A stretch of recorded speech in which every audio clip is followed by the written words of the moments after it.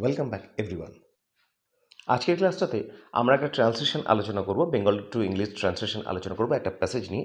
প্যাসেজটা হচ্ছে যে মার্কেটে বা বাজারে মিডলম্যান যারা আছে, অর্থাৎ দালাল হতে পারে বা প্রতিনিধি হতে পারে বিভিন্ন, তারা যে সেলার আর বায়ার মানে বিক্রেতা এবং ক্রেতা এদের মাঝখানে যে মধ্যস্থতার ভূমিকা পালন করে, যে কাজ করে, সেই নিয়ে এই প্যারাগ্রাফটা লেখা। বিভিন্ন প্যারাগ্রাফ পড়তে পড়তে নিশ্চয়ই তোমাদের ট্রান্সলেশনের ওপরে জ্ঞান বাড়বে, আর জ্ঞান বাড়লে তোমরা ইংরেজি রাইটিং কিন্তু লিখতে পারবে, সেটা যে কোনো রাইটিংই হোক না কেন। তো চলো তাহলে আজকের ক্লাসটা শুরু করি। দেখো প্রথম লাইনটা আছে, a large number of middlemen known as brokers, agents, dealers and jobbers. A large number of middlemen মানে একটা বিরাট সংখ্যক মধ্যস্থ ব্যক্তিরা। এখানে মিডল মেন আছে, মিডল মেন মানে হচ্ছে একজন লোক নয়, ম্যান মানে মানুষ, মেন মানে হচ্ছে অনেকে, তাহলে মিডল মেন মানে হচ্ছে এখানে প্লুরাল নাম্বার, মানে অনেক সংখ্যক যে মধ্যস্থ ব্যক্তিরা, এ লার্জ নাম্বার অফ মানে হচ্ছে অনেক সংখ্যক, তারা নোন অ্যাজ মানে পরিচিত, নোন মানে পরিচিত, অ্যাজ মানে হচ্ছে হিসেবে, কি হিসেবে পরিচিত না, ব্রোকার্স মানে দালাল, এজেন্টস প্রতিনিধি, ডিলার্স ব্যবসায়ী, অ্যান্ড জবার্স ঠিকাদার। ঠিকাদার কথাটা আমরা বাংলায় শুনে থাকি, তো ঠিকাদার্সের ইংরেজি হচ্ছে জবার্স। এবং তারা, দেখো এখানে একটা কমা দেওয়া হয়েছে, এ লার্জ নাম্বার অফ মিডলম্যান, এটাকে বোঝাবার জন্য, এবং এই মিডলম্যান কারা সেটাকে বোঝাবার জন্য নোন অ্যাজ এরা, এই যে এদের কথা বলা হয়েছে, তারপরে দেখো আবার একটা কমা দেওয়া হয়েছে, এটাকে একবার সেন্টেন্সটাকে একবার ব্রেক দেওয়া হয়েছে, তারপরে আবার বলা হয়েছে যে এই যে এরা, এই মানুষগুলো act in the market as the representatives of buyers and sellers.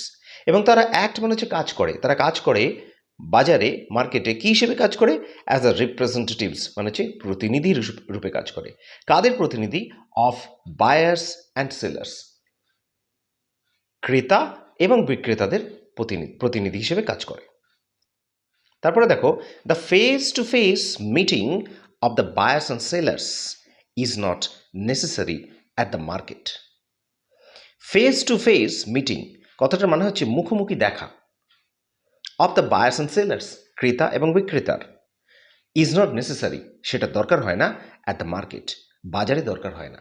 কারণ এই কারণেই দরকার হয় না যে এই যে ওপরে যে মধ্যস্থ ব্যক্তিদের কথা বলা হলো, মানে এজেন্ট হতে পারে, ব্রোকার হতে পারে, এই সমস্ত লোকেরা এই ক্রেতা এবং বিক্রেতার মাঝে যে কাজগুলো সেগুলোকে করে দেয়, যার জন্য তাদের মুখোমুখি দেখার আর কোনো প্রয়োজন হয় না, এদের মাধ্যমেই কাজগুলো মিটে যায়। তারপরে দেখো, they generally sit at their respective sale depots or manufacturing or producing centres. তারা মানে এই ক্রেতা বিক্রেতাদের কথা বলা হচ্ছে, তারা সাধারণত বসে থাকে কোথায়? অ্যাট দেয়ার রেসপেক্টিভ সেল ডিপোজ, তাদের নিজেদের বিক্রির যে গুদাম, এখানে এই কথাটা হচ্ছে ডিপো, উচ্চারণটা হচ্ছে ডিপোজ, অ্যাকচুয়াল কথাটা হচ্ছে DEPOT, এটা হচ্ছে স্পেলিং, আর DEPOT এই স্পেলিংয়ের প্রোনাউন্সিয়েশন বা উচ্চারণ হচ্ছে ডিপো, এটাকে কিন্তু মনে রাখতে হবে। তাহলে সেল ডিপোজ মানে তারা তাদের গুদাম বা ভান্ডারে বসে থাকে, অর ম্যানুফ্যাকচারিং আর প্রডিউসিং সেন্টার্স, ম্যানুফ্যাকচারিং মানে হচ্ছে উৎপাদনকারী, যেখানে উৎপাদন হচ্ছে, প্রডিউসিং মানে হচ্ছে তাই, সেন্টার্স মানে হচ্ছে কেন্দ্র, এই যে উৎপাদনকারী কেন্দ্র, অথবা তারা তাদের উৎপাদনকারী কেন্দ্রেই বসে থাকে। হোয়াইল, এখানে হোয়াইল মানে হচ্ছে যখন, যখন কি হয়, a class of intermediaries act on their behalf, একদল মধ্যস্থ ব্যক্তি, ইন্টারমিডিয়েটস মানে হচ্ছে ব্যক্তি, তাহলে মধ্যস্থ ব্যক্তি, তাহলে মধ্যস্থ ব্যক্তি একদল কি করছে? অ্যাক্ট কাজ করছে, অন দেয়ার বিহাফ মানে তাদের পক্ষে, কাদের পক্ষে না, সেলার আর বায়ার ক্রেতা এবং বিক্রেতাদের পক্ষে। এবং তাদের পক্ষে তারা কি জন্য কাজ করে?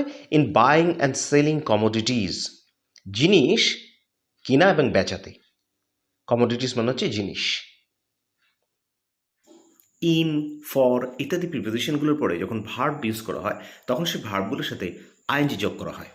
আর ঠিক সে কারণে দেখো এখানে বাই এর সাথে আইএনজি যোগ করা হয়েছে, আর সেলের সাথেও আইএনজি যোগ করা হয়েছে।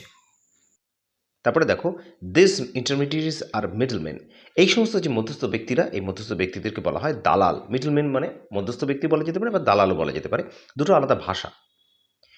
দে occupy an important place in the modern market, তারা দখল করে আছে একটা গুরুত্বপূর্ণ জায়গা, ইম্পর্ট্যান্ট প্লেস মানে হচ্ছে গুরুত্বপূর্ণ জায়গা, আর অকিউপাই কথাটা মানে হচ্ছে দখল করে আছে, তাহলে তারা দখল করে আছে একটা গুরুত্বপূর্ণ জায়গা ইন দ্য মডার্ন মার্কেট, আধুনিক যে বাজার, বর্তমান যে বাজার, সেই বাজারে তারা একটা গুরুত্বপূর্ণ জায়গা দখল করে আছে।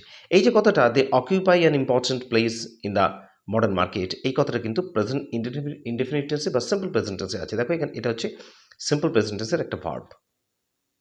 যেহেতু এটা সাধারণ কথা বা দখল করে আছে বা থাকে, সচরাচর তারা এইরকম একটা জায়গা দখল করে থাকে, সেহেতু এটা প্রেজেন্ট ইনডেফিনিট টেন্সে ব্যবহার করা হয়েছে। আশা করি এই প্যাসেজটার আলোচনা থেকে নিশ্চয়ই তোমাদের কিছুটা জ্ঞান অর্জন হয়েছে এবং এগুলো তোমাদের ট্রান্সলেট করতে নিশ্চয়ই সাহায্য করবে। আর এ ধরনের বিভিন্ন ট্রান্সলেশন দেখতে দেখতে তোমাদের নলেজ কিন্তু আরও বেড়ে যাবে। ভিডিওটা ভালো লাগলে একটা লাইক করো, শেয়ার করো তোমাদের বন্ধুবান্ধব এবং আত্মীয়স্বজনকে, আর কমেন্টে জানিও এটা তোমাদের কতটা কাজে লাগলো। দেখা হচ্ছে আবার নেক্সট একটা ভিডিওতে।